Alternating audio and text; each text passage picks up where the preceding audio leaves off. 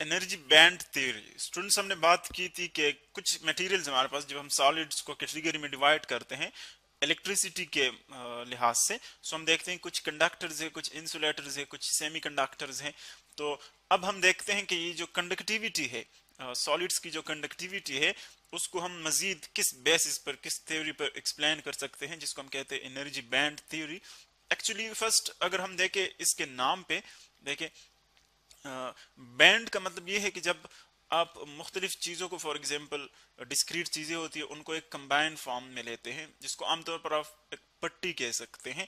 यानी for example आप colours को कंसिडर कर लीजिए, एक कलर है फॉर एग्जांपल, ये दूसरा कलर है, देखें ये तीसरा कलर है। तो अगर आप इनको इंडिविजुअली देख रहे हैं तो ये एक आपके पास एक वेल डिफाइंड कलर होगा, लेकिन अगर आप उसको मिलाए, बिल्कुल क्लोजली एक दूसरे के साथ मिलाए, या आप वायर्स कंसिडर कर लिए, फॉर एग्जांपल एक तार है, ये दूसरा है, ये तीसरा, इसी तरह सबको मिलाए तो देखिए एक पट्टी सी बन जाती है। तो इसको हम क्या कहते हैं, इस तरह के स्ट्रक्चर को, इस तरह के अरेंजमेंट को हम कहते हैं बैंड। तो बिल्कुल इसी तरह जो एटॉमिक शेल्स होते हैं वो भी जब एक दूसरे के साथ बहुत क्लोजली कंबाइन हो जाते हैं, बहुत से एनर्जी लेवल्स, बहुत से शेल्स, बहुत से स्टेट्स जो है, स्टेट्स सॉरी, वो आपस में कंबाइन हो जाए, एक ही जगह पर क्लोजली स्टेट्स पाए जाते हों, सो हम कहते हैं उसको बैंड।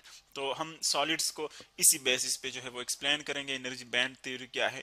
फर्स्ट ऑफ ऑल आप देखें, दो एटम्स कंसिडर कर लें, दो एटम्स, ये फॉर एग्जांपल एक एटम है, ये इसकी न्यूक्लियस है, हम कैपिटल एन से इसको डिनोट करते हैं, और इसके जो इर्द गिर्द जो इलेक्ट्रॉन्स होते हैं वो शेल्स में यू रिवॉल्व करते हैं, ये शेल्स की मोशन।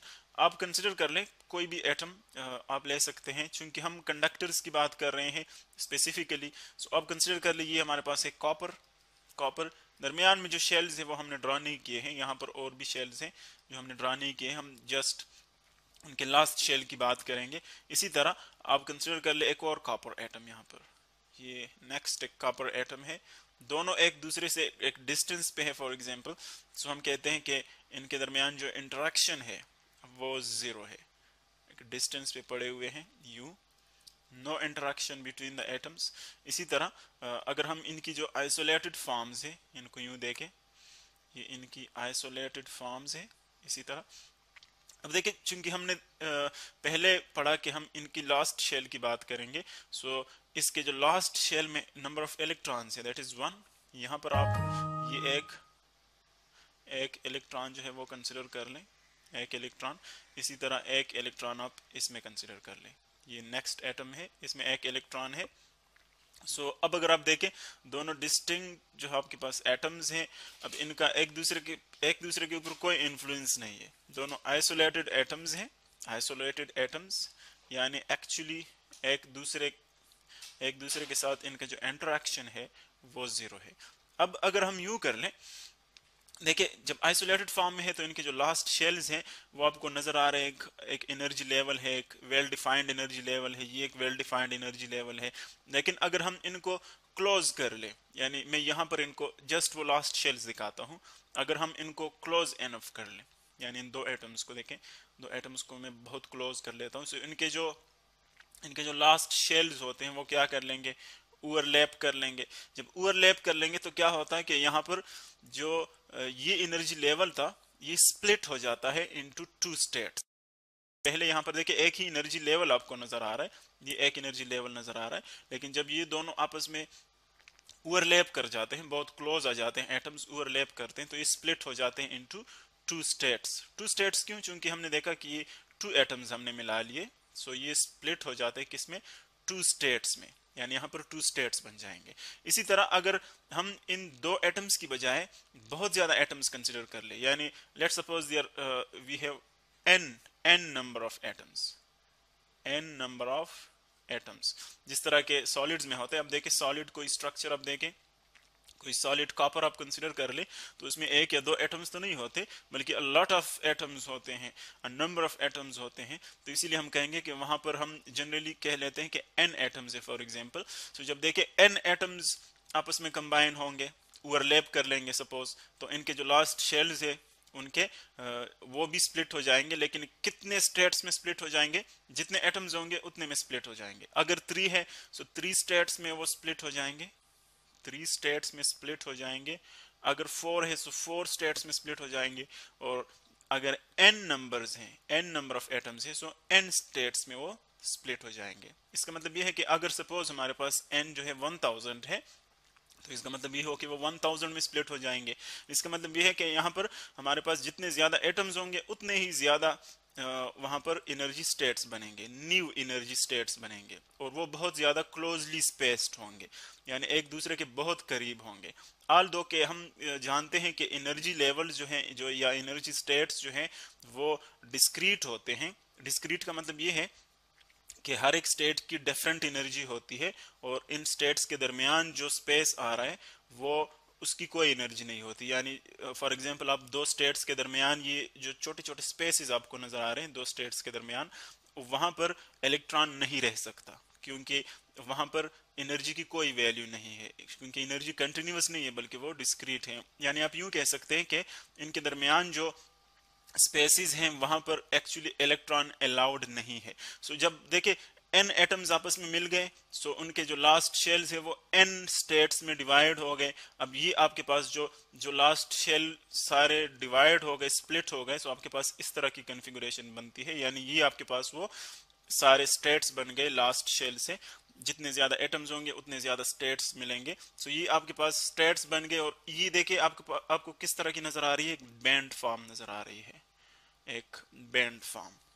एंड इसको हम क्या कहते हैं, या आप इसको, चूंकि हम एटम्स और एनर्जी की बात कर रहे हैं, सो ये हमारे पास क्या बन गया, एक एनर्जी बैंड बन गया। चूंकि इसमें एनर्जी स्टेट्स जो है, यानी डिफरेंट एनर्जी स्टेट्स हैं इलेक्ट्रॉन्स के, जो कि बहुत एक दूसरे के बहुत करीब है, क्लोजली स्पेस्ड है, तो उनको हम कहते हैं एनर्जी बैंड। और अब ये जो एनर्जी बैंड बन गया, ये फिर मुख्तलिफ चीज़ों के लिए मुख्तलिफ होता है। फॉर एग्जाम्पल कंडक्टर्स, या फॉर एग्जाम्पल जो हमारे पास है इंसुलेटर्स या सेमीकंडक्टर्स। सो अगर हम बात करें कंडक्टर्स की, सो कंडक्टर्स में चूंकि हम यहाँ पर वैलेंस बैंड की बात कर रहे हैं, यानी लास्ट शेल, और जो नीचे वाले शेल्स हैं चूंकि वो अनअफेक्टेड होते हैं, तो इसलिए उनको हम इन्वॉल्व नहीं करते, हम जस्ट वैलेंस शेल की बात करेंगे। सो अगर ये वैलेंस शेल हमने यहाँ पर ले लिए है, सो इसका मतलब ये है कि ये जो बैंड बनेगा इसको हम क्या कहते हैं, वैलेंस बैंड, वैलेंस बैंड।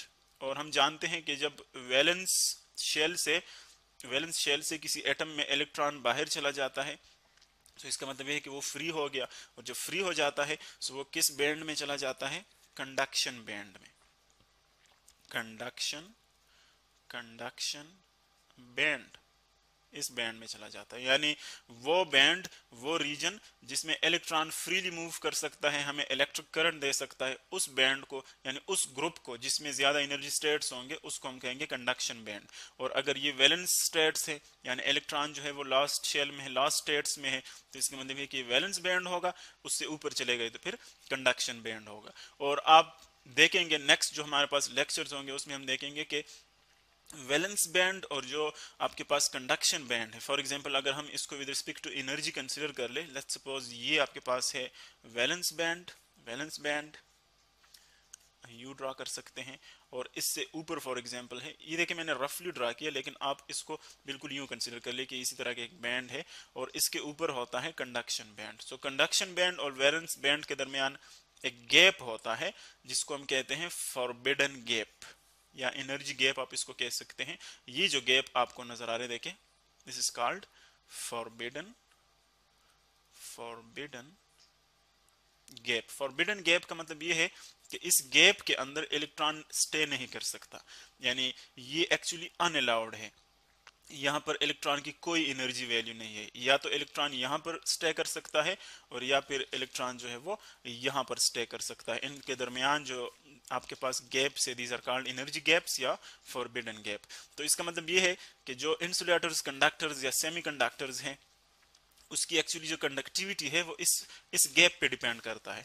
जिसमें ये गैप कम हो तो वहां पर इलेक्ट्रॉन इजीली यहां से यूं चले जा सकते हैं इस बैंड में, जहां पर गैप ज्यादा हो वहां पर हार्डली जाएंगे, यानी नहीं जा सकते, और जहां पर बैंड जो है, गैप जो है वो इंटरमीडिएट हो यानी एवरेज हो, वहां पर भी जा सकते हैं। लेकिन जो इजी है, जो सबसे कम है उससे थोड़ा सा हार्ड होगा। तो इसका मतलब ये है कि ये चीज़ें इस गैप पे डिपेंड करते हैं। और अब इसको हम मजीद एक्सप्लेन करेंगे कंडक्टर्स और सेमीकंडक्टर्स को नेक्स्ट लेक्चर्स में।